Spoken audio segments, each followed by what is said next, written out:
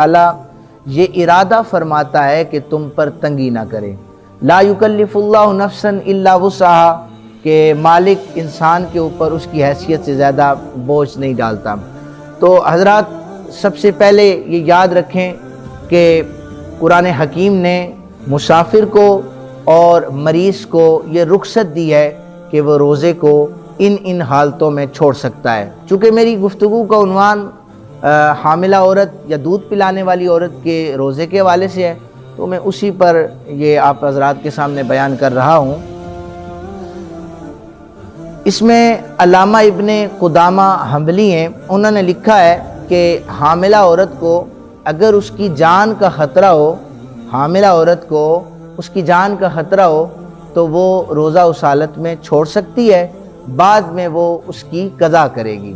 कज़ा से मुराद ये है कि एक रोज़ा अगर उसने छोड़ा है